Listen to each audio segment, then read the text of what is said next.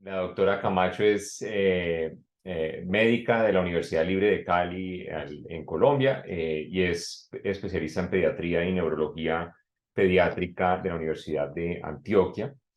Es especialista en epilepsia del Hospital Necker Enfants Malades de París y actualmente ejerce en Medellín. Ella nos va, como pueden ver ahí, a hablar sobre las consideraciones de manejo como tal para Singapur. Por favor, gracias, doctora Camacho. Buenos días para todos. Quiero ver si están viendo mi pantalla y si están viendo mi video. Sí, sí, señora. Bueno, es un placer para mí estar el día de hoy con ustedes, eh, hablando de un tema que nos apasiona y que hemos venido aprendiendo a través de todos estos años con los niños que tenemos. Entonces, el día de hoy voy a hablar de un tema que es muy importante. Ya mis colegas hablaron profundamente y con evidencia científica de los aspectos clínicos, electroencefalográficos de los pacientes con SINGA. Ahora vamos a tocar un poco esas consideraciones médicas del trastorno relacionado con SINGA. Para esta charla no tengo ningún conflicto de intereses. Bueno, dentro del área de evaluación integral de los pacientes vamos a tocar cada punto, hablando nosotros de cuál es el manejo ideal de los pacientes con encefalopatías epilépticas y el desarrollo, dentro de ellos SINGAP, y en general de todos los pacientes que tienen una condición crónica pues que debe tener un manejo de este tipo. Una atención médica, una atención en el comportamiento, en el apoyo psicológico, en la transición a la edad adulta, en la educación y en la rehabilitación, y una especial atención a las familias de los pacientes con SINGAP. Esa intervención médica que debe venir desde la integralidad. ¿A través de quién? Del neurólogo infantil, el epileptólogo, el pediatra como coordinador general de esa atención integral. ¿Por qué? Porque él es el que va a poder ver al niño más frecuentemente pues que todos los otros especialistas. Nutrición, medicina física y rehabilitación, ortopedia, genética, como parte de esa atención integral. Bueno, las citas de neurología infantil, y se hizo una revisión extensa, ¿cuál sería el ideal, cierto, para poder evaluar a estos niños? Deben ser periódicas, idealmente mínimo, y esto que les muestro aquí es el mínimo, cada 6 meses, donde nos aseguramos de evaluar cada aspecto comportamental, hitos del desarrollo, control de crisis, eh, y poder también remitir a las diferentes especialidades que tienen, que son encargadas de ese manejo. Los hitos del desarrollo, evaluaciones de laboratorio cada 6 meses, ¿cierto? Los niveles de la medicación, las pruebas de función hepática, electrolitos, función tiroidea. ¿Y por qué? Porque los pacientes con condiciones crónicas, con encefalopatías epilépticas que son polimedicados, pueden algunos de esos medicamentos anticrisis provocar, por ejemplo, una disminución del sodio. Entonces tenemos que evaluar periódicamente si hay alguna alteración, si hay un incremento en los niveles de las enzimas hepáticas. Otro punto fundamental para neurología es detectar la presencia de convulsiones. Como el doctor Ángel lo explicó maravillosamente en la charla, los niños con SINGAP tienen diferentes tipos de crisis y muchas veces muy sutiles. Entonces debemos entrenar y educar a esa familia sobre cuáles son las principales crisis que tienen. De ahí la importancia y de ahí para ellos este congreso, que ellos identifiquen y lleven idealmente un diario de crisis para que en el momento de la evaluación de neurología o neurología y epileptología puedan pueda el médico tratante hacer el ajuste de los medicamentos. Bueno, la educación, como les hablaba, es fundamental para padres y para familia. Se debe entrenar sobre cuál es la medicación de emergencia en caso de crisis prolongadas. Un plan sobre el qué hacer en caso de que el niño se descompense a las 2 de la mañana, a las 3 de la mañana, que sean ellos capaces de darle esa medicación de rescate para prevenir, ¿cierto?, un estado epiléptico. A los niños que se les hace intervenciones tempranas disminuyen hasta un 40% la probabilidad de tener estado epiléptico si se utiliza de manera rápida, adecuada. ¿Cómo utilizar esa medicación? ¿Cuándo llamar al servicio de neurología? ¿Cuándo consultar al servicio de urgencias?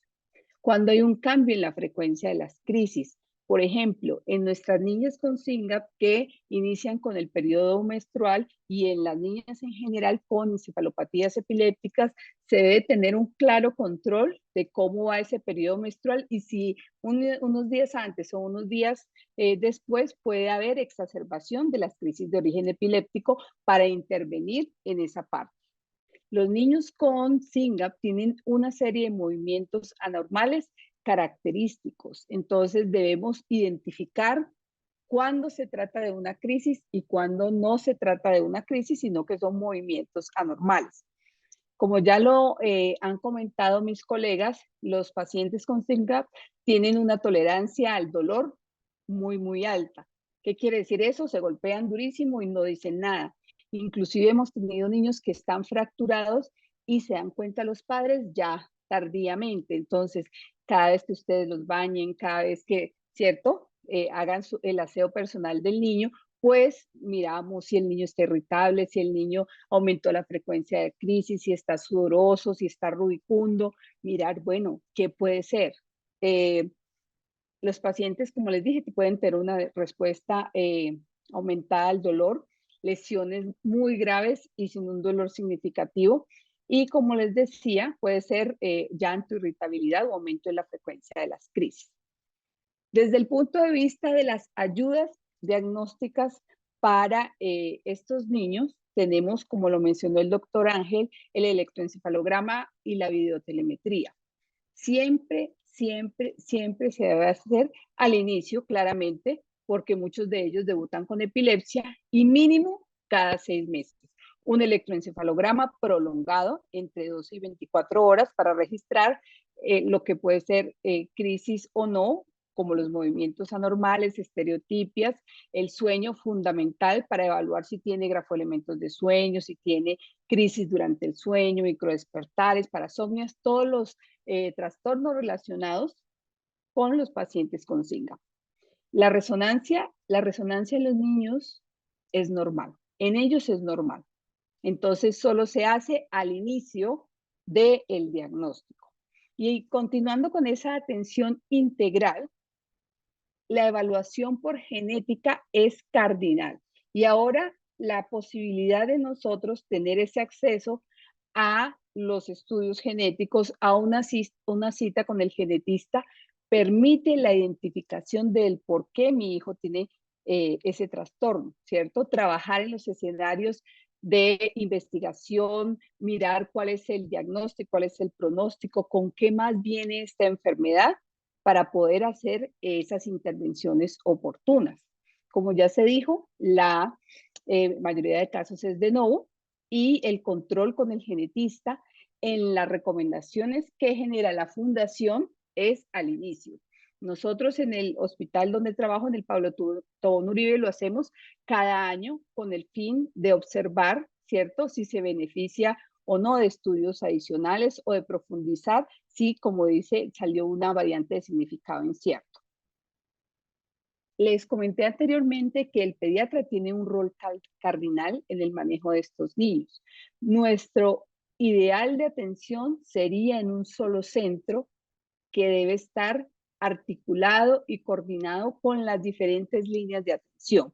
Entonces, se debe hacer la escala de madurez sexual, la valoración integral del niño, poder acudir en caso de algo que no sea un trastorno del comportamiento, que no sea la epilepsia, que no sea algo diferente a lo que atiende normalmente en neurología infantil. Por ejemplo, un dolor de estómago. ¿Qué le doy? Las preguntas de los padres que son muy frecuentes. ¿Le puedo dar Dolex? ¿Le puedo dar acetaminofén? ¿Le puedo dar paracetamol? ¿Cuánto le doy? Mire, tiene diarrea y se descompensó. O sea, cosas que el pediatra lo puede solucionar y que debe ser el coordinador. Remitir a oftalmología, a odontología una vez cada 6 meses. Estos niños en ocasiones requieren una sedación para poder hacer la limpieza y pues, los arreglos respectivos. Detectar alteraciones que son muy frecuentes en los pacientes con SINGAM gastrointestinales, como son el estreñimiento, urológicas como la retención urinaria, ¿cierto? Entonces, desde el punto de vista del examen visual, debe incluir agudeza visual, profundidad, campo visual, si tiene una deficiencia visual cortical, realizar unos potenciales visuales evocados, ¿cierto? En la parte gastrointestinal y de hábitos de alimentación es fundamental. Inclusive las guías están un poco lejanas cada 6 meses porque estos pacientes pueden tener periodos de aversión alimentaria. Entonces, la recomendación no es cada 6 meses, sino idealmente cada 3 meses, mirar cómo está el apetito, la capacidad de masticación, si hay atragantamiento, la duración de la ingesta de los alimentos, porque ustedes saben que la alimentación es la vida y si un niño deja de comer por un mes, entonces esas evaluaciones deben ser periódicas. Y si no tiene la oportunidad en la ruta de atención integral de nuestros pacientes de mirar al neurólogo infantil, pues con el pediatra más frecuentemente podemos ir haciendo pues esas intervenciones. En nutrición, como les dije, la evaluación nutricional a cargo de un especialista que conozca de pacientes con encefalopatía epiléptica, ¿cierto? Un examen formal, peso, talla, pérdida de peso anormal, la ingesta de calorías, si está muy delgado, si por el contrario, que es raro en pacientes con SINGAM, se les está yendo para el otro lado, evaluar esos parámetros antropométricos y una fuente de nutrición con calidad. Suplementación con calcio, con vitamina D para los pacientes, muchos de ellos que no caminan y pueden tener por una etiología multimodal esa deficiencia de vitamina D y calcio. Seguimos entonces en el proceso de esa intervención integral a nivel educativo y de rehabilitación. A nivel educativo, tenemos que tener un diagnóstico formal del grado de discapacidad de este niño a través de unas pruebas neuropsicológicas, de una evaluación por parte de neuropsicología individual y completa que nos genere un informe. Con ese informe tenemos nosotros la posibilidad de aquellos niños que pueden ir a un colegio regular, realizar esas adaptaciones curriculares, el plan individual educativo, que se llama de diferentes formas, depende del país donde nos encontremos, pero que eso me va a permitir, ¿cierto?, llevar al niño a que cumpla los objetivos según la evaluación que se le hizo, ¿cierto? La rehabilitación, entre más temprano, como siempre, mucho mejor. Ellos se benefician, ¿cierto?, de una intervención temprana y hacemos esa indicación desde el día que lo vemos en la consulta. La documentación acerca de los informes y las terapias, cómo va este niño, qué es lo que se está haciendo y cómo va avanzando, o por el contrario, detectamos que ese niño está en retroceso, una alerta. ¿Por qué? Porque tiene un mal control de crisis, porque ha estado con muchas infecciones a repetición, ¿cierto? Las necesidades de comunicación y la aplicación de dispositivos de comunicación aumentativa desde el inicio es muy importante porque les va a permitir a ellos familiarizarse con esos dispositivos y utilizarlos. Tenemos el caso de Amelia, que ella tiene un iPad y con eso se comunica, la he visto, y cómo a través de esas terapias, ¿cierto?, de lenguaje y de comunicación aumentativa pueden y tienen esa posibilidad de comunicarse con el medio. Revisar el programa educativo que les comenté anteriormente. Otro punto es el comportamiento de los niños. Ya mis colegas lo han hablado, tienen muchos síntomas, ¿cierto? Ansiedad, depresión, rasgos de autismo, de hiperactividad, inclusive esquizofrenia, ¿sí? ¿Cómo los detectamos nosotros como padres? Si tienen conductas problemáticas a través del llanto, del grito, de la heteroagresión que generalmente se ha visto en niños que tienen más dificultades del lenguaje, revisar nuevamente cómo está la medicación para la epilepsia y para el trastorno comportamental específico y no tener miedo cuando el neurólogo lo remite o el pediatra a psiquiatría infantil, porque es un apoyo para nosotros grandísimo con el conocimiento científico, conociendo cómo es la epilepsia y los trastornos comportamentales asociados a los niños con SYNGAP para hacer el mejor manejo desde el punto de vista terapéutico y desde el punto de vista farmacológico. Los pacientes que tienen algunos síntomas de trastorno del espectro autista claramente tienen que hacer una evaluación con las pruebas específicas para TEA en una institución que cuente con ese personal capacitado. Y hay otro tema muy importante, ¿cierto? Que es la transición a la edad adulta. La adolescencia es una etapa que es muy importante y donde ocurren cambios dinámicos a nivel corporal, sexual, de socialización, de funciones cognitivas. Y para todos los adolescentes con una enfermedad crónica es un paso bastante difícil. Pueden tener exacerbación de las crisis, como les dije, en el periodo menstrual, pueden tener, ¿cierto?, un cambio en la personalidad debido al cambio hormonal que tienen estos niños. Y esa transición no es simplemente usted enviarlo ahora al neurólogo de adultos, ¿cierto? Es un proceso y ese proceso puede empezar poco a poco desde los 13 años, ¿cierto? ¿Para qué? Para promover su independencia, mirar cómo están las crisis. Es un proceso educativo longitudinal al niño, que sabemos que tiene gran discapacidad, pero también a la familia, porque es una forma, ¿cierto?, de ir entrenando a esos padres para esa transición de la mejor manera y que no se sientan abandonados al final, ¿cierto?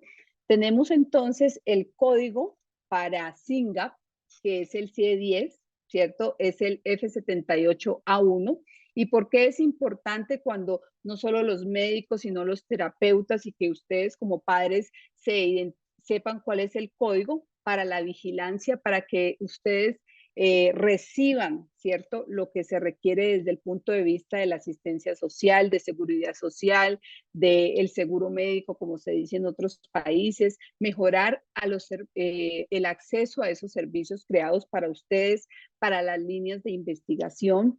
Y es muy importante, ¿cierto?, una coordinación articulada entre el sistema de salud, la familia y la institución o instituciones donde se lleve a cabo ese manejo del paciente. La integralidad, como les estaba yo contando, hace la diferencia entre un niño que tenga todo lo que requiere, todo lo que necesita, su neurólogo, su pediatra, su genetista, sus terapeutas, su psicólogo. ¿Para qué? Para que ese niño esté controlado y tenga una calidad de vida, que finalmente eso es lo que nosotros buscamos, hacer estas guías, estas recomendaciones para que estos niños tengan un control adecuado de crisis, para que tengan una vida lo mejor posible. Bueno, muchísimas gracias.